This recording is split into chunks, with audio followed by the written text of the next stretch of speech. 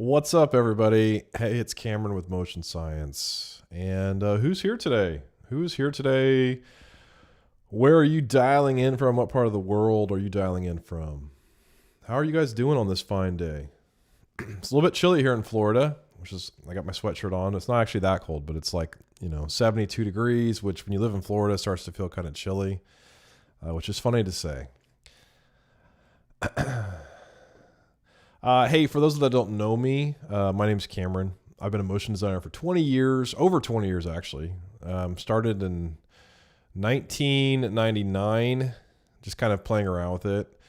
Primarily After Effects, Cinema 4D, and for 13 years I was a remote freelancer. Before remote freelancing was even a thing, had the opportunity to work with a lot of big clients and agencies and studios and post-production houses throughout my career. So I feel very lucky in that sense. So that's a little bit about me. But hey, I want to know who's here and where you're at. We got Bissy. I'm getting better at name pronunciations. I've learned I'm getting better at name pronunciations. So that's awesome. Awesome for me, right? So hi, Bissy. BC. Probably getting this one wrong. Matt, what's going on? Hey, Matt. Good to have you here. Anda, hey Anda, good to see you again. Hey from Transylvania, that's awesome. Transylvania, I've never been there. Would be amazing to visit. It's wintertime there. Wow. It's winter here too, but it's just Florida. It's just warm in the wintertime, so I'm pretty lucky there. That's why I moved to Florida. Bissy's from Nigeria. Okay, awesome. Never been to Nigeria either. I love to travel. Brandon, what's up, Brandon? Good to have you here, Brandon. Thanks for being here. And Robbie. I want to say Robbie. If it's Rob, please let me know. Good vibes. Good vibes only. Awesome. Awesome. Let me know who else is here today. But I also am going to tell you guys, we're going to talk about 3 motion designer hacks to save you time. 3 motion designers hacks to save you time. Before I get into it, I'm going to show you some screen sharing here. I do want to know from you, do you have any motion design hacks that you like to use in your workflows? Do you have any motion design hacks you like to use in your workflows? You don't have to get, tell me in the chat box, please. You don't have to get very specific, like, oh, I hold down Control and Shift and I do this. But I'd like to hear like an overall general statement from you, if you have it, about what your favorite hacks are. And maybe that's hard to do. I know with After Effects, when people ask me questions, like, how do you do that? I'm like, okay, I have to hold down this, this, and this, and then I click this. And so it can be kind of challenging to say what your hacks are. But I would love to hear if you have any favorite hacks, what they are in motion design. What are your favorite hacks? Robbie, I got it, Robbie. Awesome. Okay, cool. Good to know I pronounced it right. I'm getting better, as I said. Robbie, you got any motion designer hacks you like to use?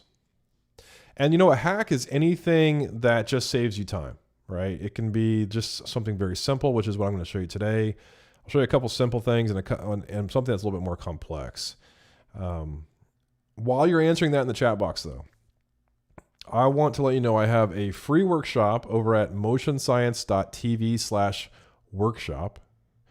And I need to make a little graphic that comes across my screen. Now I'm thinking about that. motionscience.tv/workshop. motionscience.tv/workshop.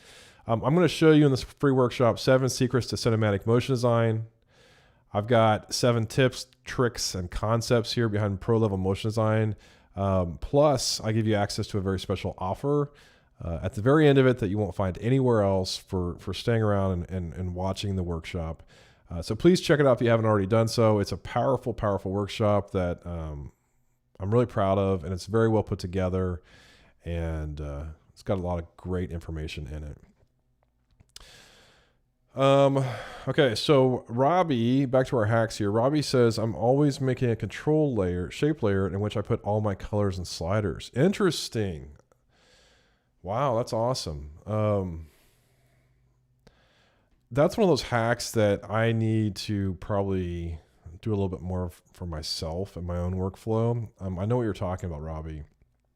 And when you're using lots of colors and things like that, it's easy to reference.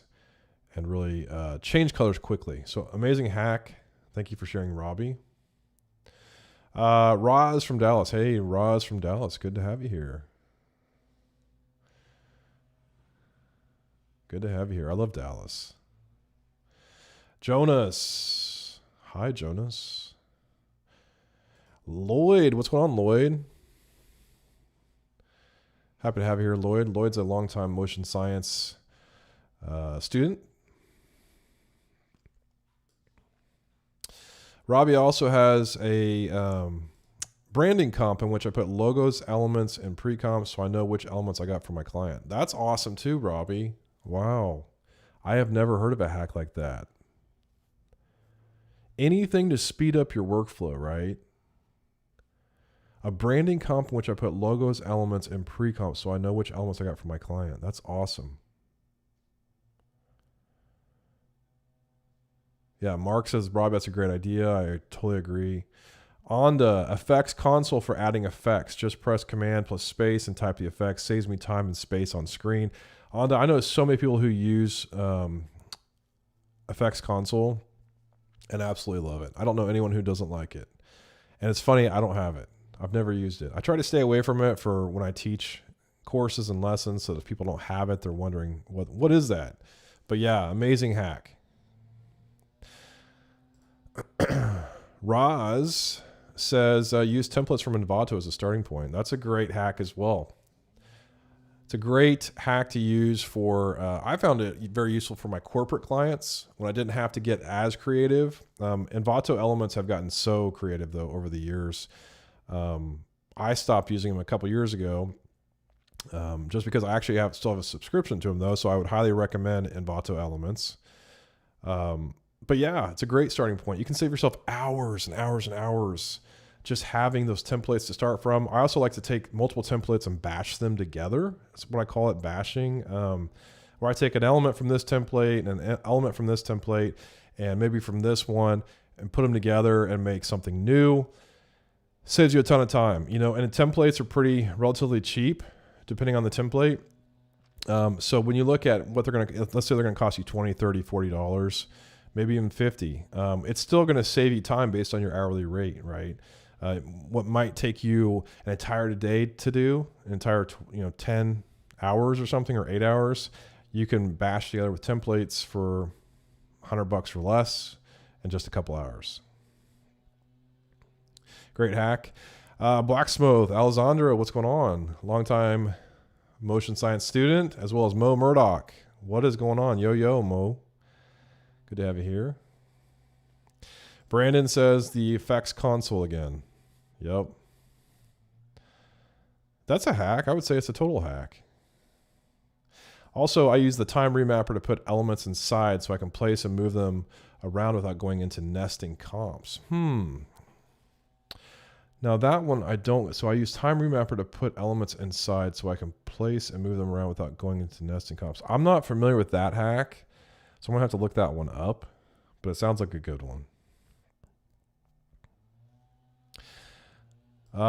Every time I see you have even longer hair. Well, I'm growing my hair out. So I started growing it out last March. It's funny, I finished recording the new Stylecraft in late February, I think it was, or early March, and then I started growing my hair out. So anyone who's in Stylecraft who sees me in those lessons, I've got really, really short hair. Like I was shaving my hair short, not shaving it, but really short, and now it's growing longer. Actually, marker remap. Okay. Now I understand a little bit better. Laurent, Good Times HD. What's going on, Laurent?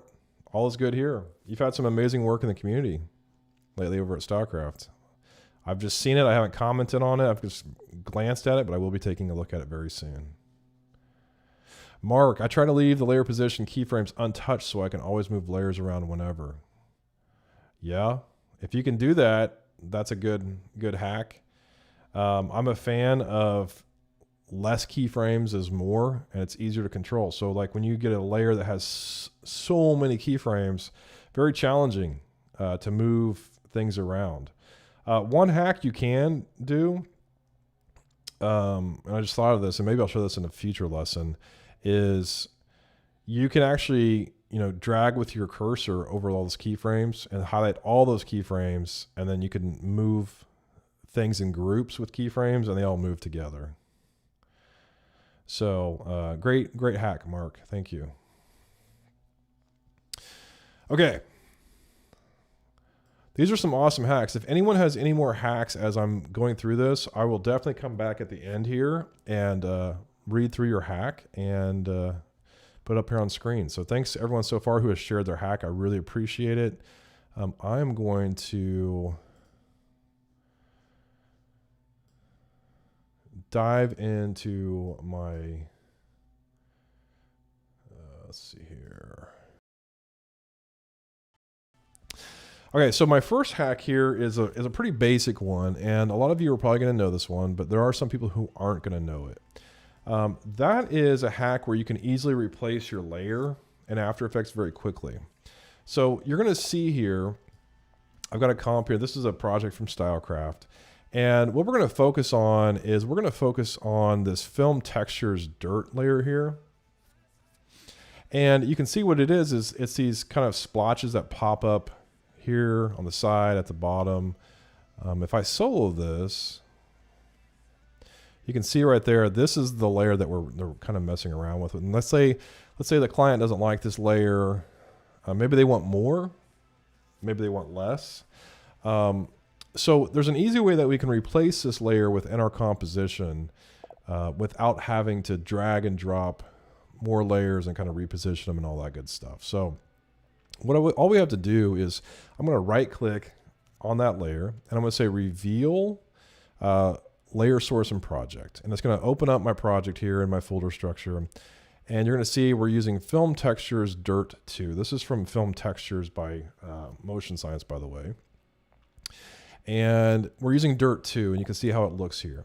Now, what I can do is I can try any other Film Textures Dirt here by just clicking on that layer, holding down Alter Option, and you can see I have a little plus sign there, and I can go down to the layer I want to replace with that plus sign and just let go, and it replaces that layer instantly. And you can see now we have a different look here. We've got like bigger dirt that's on screen. Maybe that works, maybe it doesn't. Maybe I want to try texture 3. So I'm going to click, hold down Alter Option, come down here and just release. And it's going to replace this layer with Film Textures Dirt 3, which we get a totally different look, right? And maybe I can try 4. So Alter Option, let go. There we go. I like that one a lot. It's kind of busy. A little busy, but it looks pretty good. We could also try Film Texture Dirt 5. Boy, that one's really busy, right? It's a lot going on with that one. So maybe we go back. I think I liked 1 or 3. But it's just an easy way, a quick way.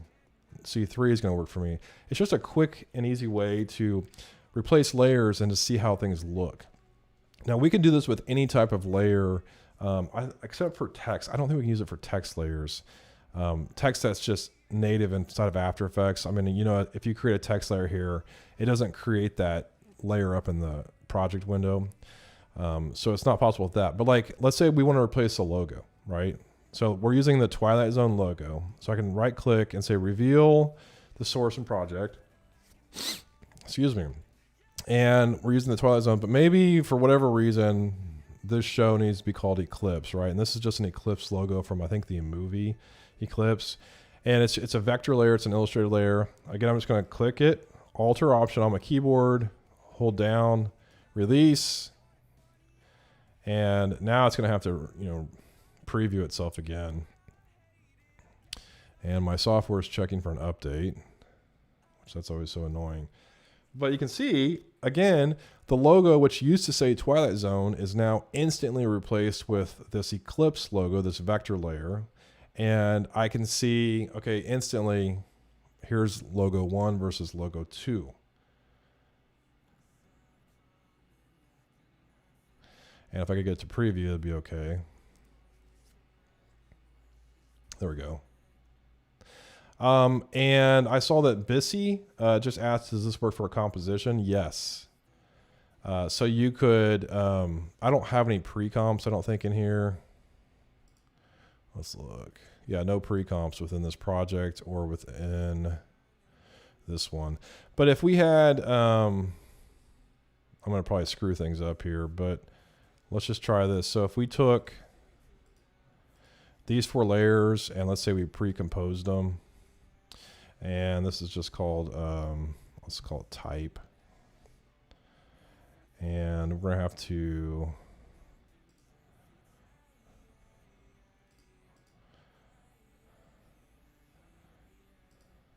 yeah, it's not going to work because of the transfer modes here.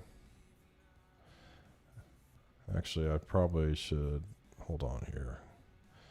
On the spot, I'll get it though.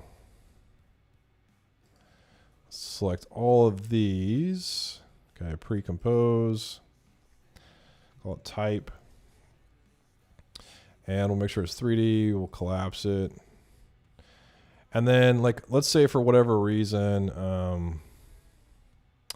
I just have to create another, I don't even know what this is. Reveal layer, source, and project. So here's a composition of texture.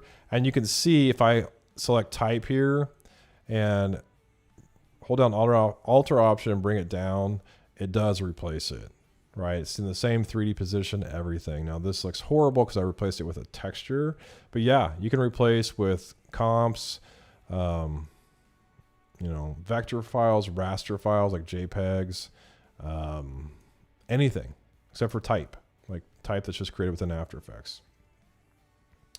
So Black Smoke Production says if the layer you're replacing has keyframes, does the new one have them too? Yes, it does. So let's just say we're just doing some random, maybe this logo moves up, right? And we're going to have to preview again, which we'll solo this one. Now there's a texture below it, which is using an alpha matte, which is why it's cutting off here. But yeah, I could replace this with Eclipse now. And it's still going to be the same, you know, keyframes, P position, there's my keyframes there. So yeah, it's a very powerful time-saving hack that I use it, you know, and every time I work in After Effects. That's what I got. Replace layer, Alter option, click and drag. Okay, next let's go into, this one's a little bit more advanced, okay? And I'm going to go ahead and delete what I have here. And let's go into one view. And what we have here is a 3D floor, which we have here, and I'll unlock that. We've got a floor, it's just a solid layer, and it's got a checkerboard effect applied to it. So it's just a 3D floor, and I have the checkerboard so you can see it a little bit better. And then we have lights, which is a 3D layer of text, and it's just sitting on this floor here, right? And we have a camera, and the camera, you can see it's just a 3D camera, so I can move around my scene, I can look at it, and all that good stuff. So I want to add a 3D light to this scene, and a lot of times it can be very challenging to control 3D lights in After Effects, especially spotlights. So we're going to go to Layer, New, and we're going to go to Light, and we're going to have a spotlight, and color's fine, intensity's fine, cast shadows yes, and yada yada. Okay, great. So there's our light, and you can see I can move this light. I can, you know, drag it up, and it's casting shadows back here. But if I wanted to get, you know, a little bit further back, you can see I'm already having kind of issues with like adjusting the Z position. There we go, Z. Now it's off the screen, and it's getting more and more challenging to control this light, right? It's very challenging to control light. So this is my hack for you. So whenever you're using a spotlight specifically, you could use this with other lights, but this works really well with spotlights.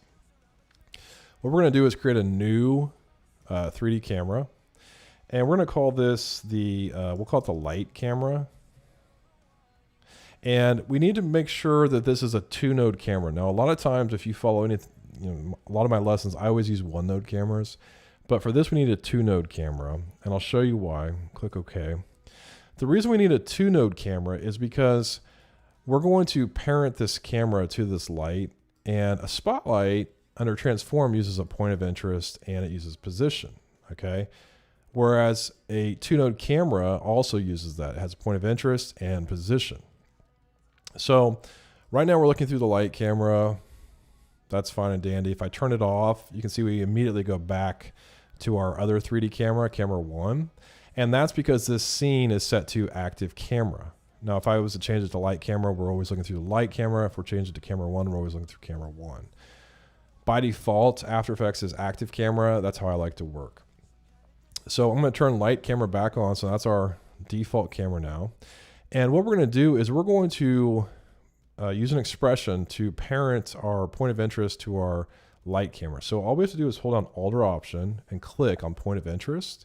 And then with this expression highlighted, we're going to drag our pick whip up here to point of interest and just click outside that box. And then we're going to Alt or Option click on position, drag this pick whip up to position of the light camera again, and then click outside that box. Now, again, nothing looks different, right? It looks exactly how it looked before. But the difference is now that our spotlight is actually looking through the camera. So now all we have to do with our light camera selected is use our camera tools to move our camera, which essentially is moving our light as well. Now to explain this, to show this a little better, I'm going to switch to 2 views. And I've got, in my first view here, I've got, open this up. I'm going to have this be our camera 1. So there's our original camera. And in this view, I want it to be the light camera. Okay. So now as I'm watch over here on this side, you're going to see the shadows moving on the floor as I'm positioning our light camera like so. So you can see those shadows moving on the right side. So this is a really awesome way to like really hone in to kind of get that spotlight to be exactly where we want it to be. Right, look at those lights. See the shadows moving over here. So this view on the right is what our main camera is seeing. This is what's going to render out. What we're seeing on the left is just a viewport of our light camera so that we can position our spotlight exactly how we want it to be. So I could turn up the brightness of it if I wanted to here. So it is pretty dark on this side. But all I have to do is just make sure I'm selected on the light camera and just move around until I get it just how I want it lit. I could even go in really tight like that if I wanted to.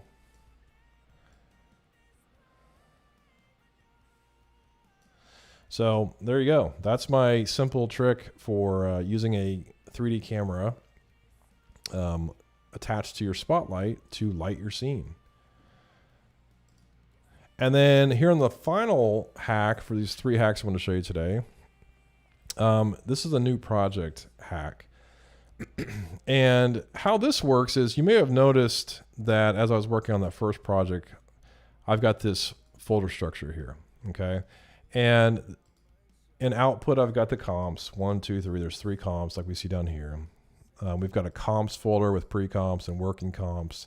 We also have an assets folder. We have AE imports, which has a project imported into it, which I have here.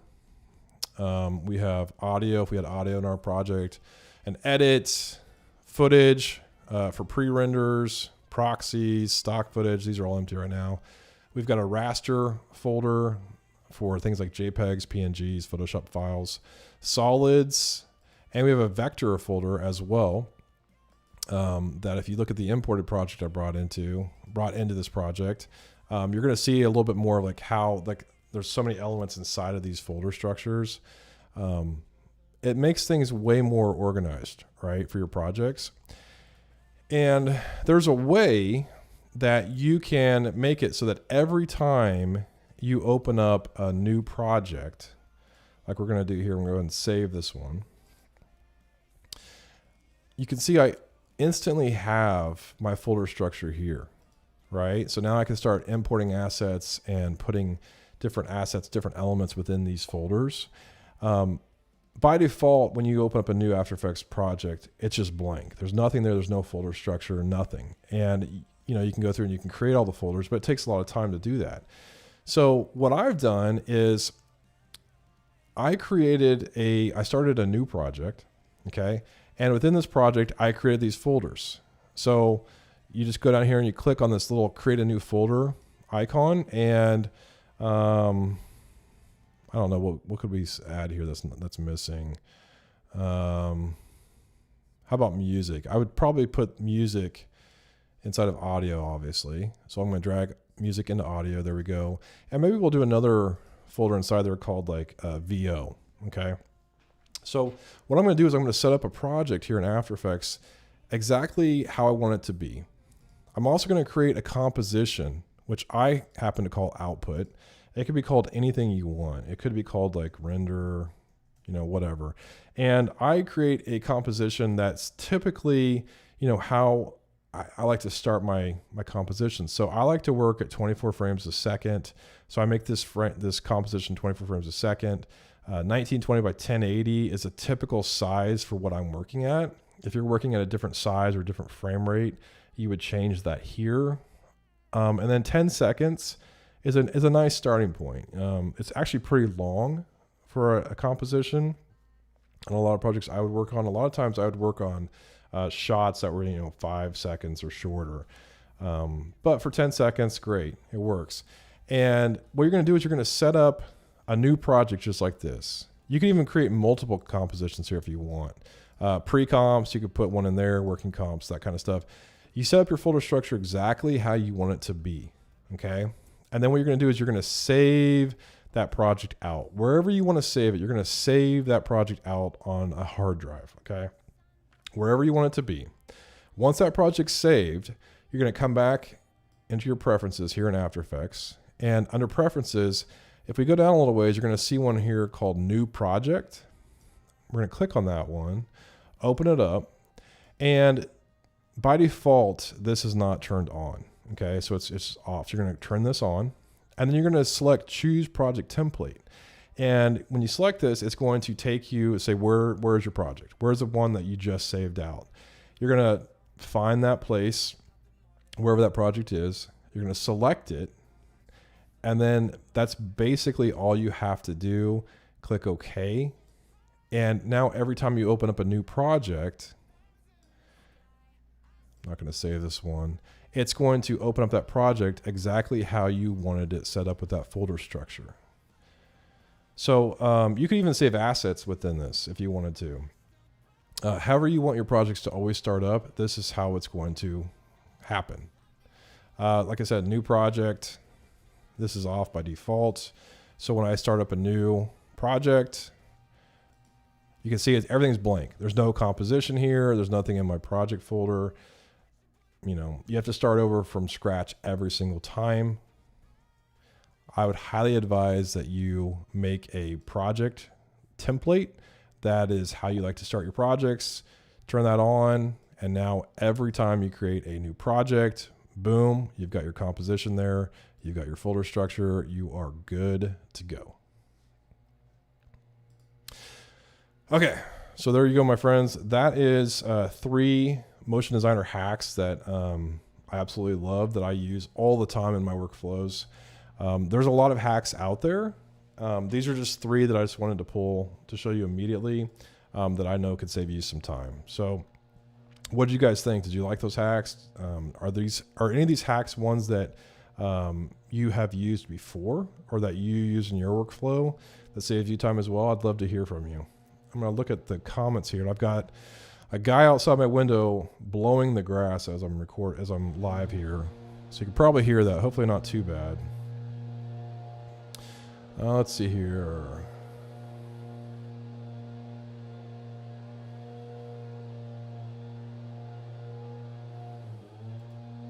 Alessandro's recently started to use Animation Composer for the MoMA project. It saves me a lot of time. So he's referring to a MoMA project within the original Stylecraft. But Animation Composer is a huge, huge time saver. I think I talked about that on a live I did, like my 3 favorite effects a couple weeks ago. But I absolutely love Animation Composer.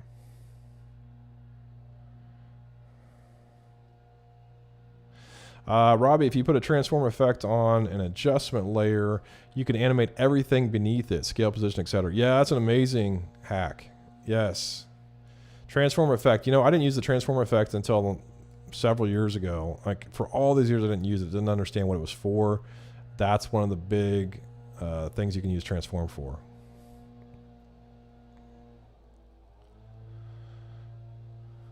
Effects controls for sure. Yep.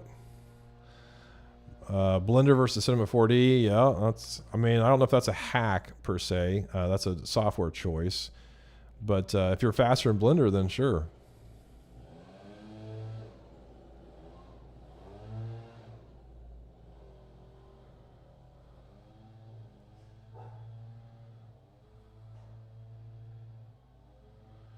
I'll just read through some of his comments. Robbie, a bit related. If you hold down Swift when you pick whip, maybe Shift when you pick whip a layer to know when it takes over all the transform scale settings. Yes, it does. You actually don't have to do that on this hack because it aligns position and point of interest immediately. But yeah, that's one I use a lot too. Shift parent is a big one.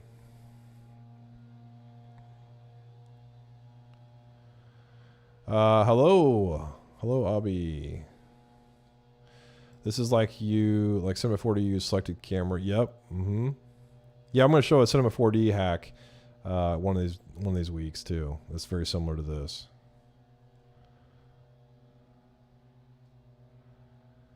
Yep. From a perspective of light camera, the shadows are always 100% behind the object. Yes, which is why I use a 2-view camera mode setup at all times. So I can see, if you're just looking through the light camera, it looks like the light is always behind the text, like Mark's saying, and it's very, it's confusing. It's visually confusing. But if you have that viewport set up and you have the right viewport set up, then you're good to go.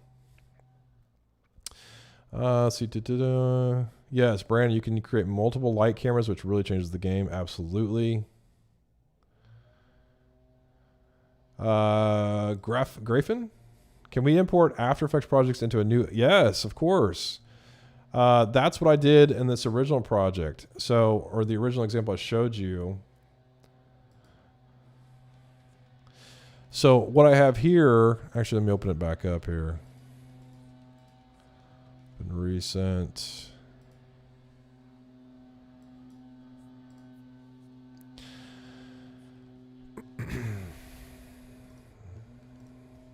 So if you go into AE imports, this is another project that I imported into my, I created a project called 3 Hacks Project, just to show you guys these hacks. And I had set up 3 compositions, a replace layer, AE lights, and a new project. Well, then what I did was for the replace layer project, I was trying to think of a good example to show you. So I imported this style frame finishing project from Stylecraft, and you're able to just import it right in just by selecting the AEP file. And when you bring in that AEP file, it's going to bring in everything how you have it set up within that project. So it's going to bring in the folder structure I had set up in that project with everything inside of here. It's amazing. It's a huge time saver. This is like when we were talking earlier about hacking projects like from Envato Elements, taking like templates and bashing them together. This is exactly what I do. I import like 2 to 3 projects, After Effects AEP files, into one After Effects file project, and then I just combine them all together. So I have 3 imported in. I can start combining elements and doing all that.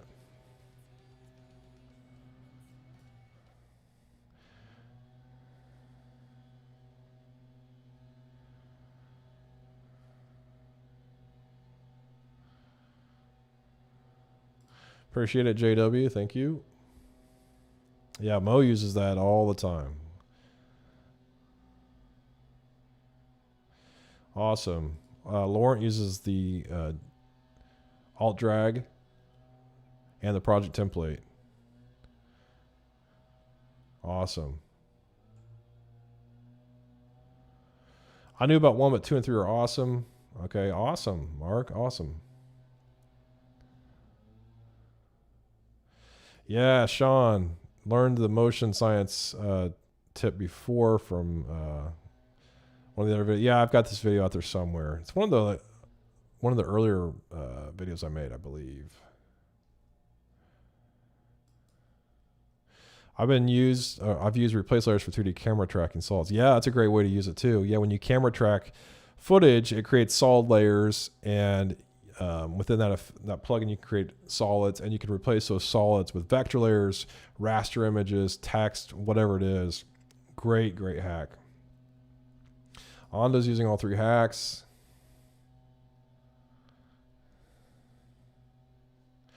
And then Brandon says, any rotoscoping hacks for objects that are similar colors and shapes with different depths? Currently going frame by frame, and it's ugh. I bet it's ugh.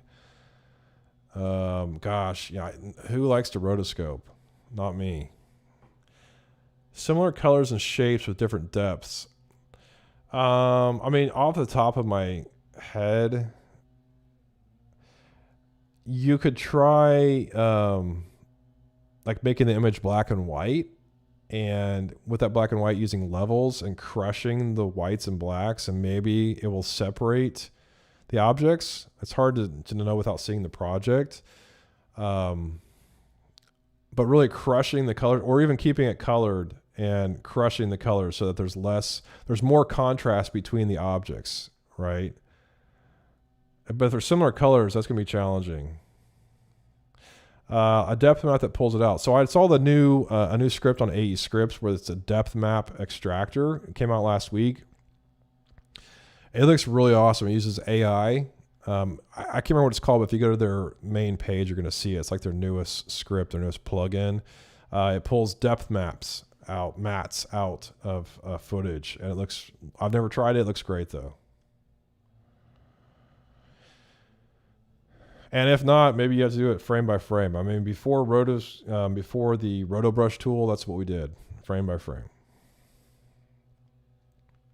Yeah, that's what Alanda is saying. Lawrence got a great tip there, Colorama effect. The plugin's only for Windows. Okay, maybe try the Colorama effect, or just crushing and creating more contrast. That's what I would suggest. So, JW says Mocha. All right, guys, that's going to do it for this Motion Science Live. Thank you so much for being here today. I really appreciate it, and I'll be back next week. And I do plan on doing some more Motion Designer hacks soon, so within the next few weeks or so. So I have a lot of them. So just wanted to start off with 3 basic ones, and we'll move on to some other ones in future videos. So thank you everyone for being here today. Like I said, if you haven't seen my free workshop, check it out. motionscience.tv/workshop. Check it out. It's awesome. I'm just going to wrap it up for me, guys. Have an amazing rest of your week, and hope to see you guys all next Tuesday, 1 p.m. Eastern time. Until then, keep on creating.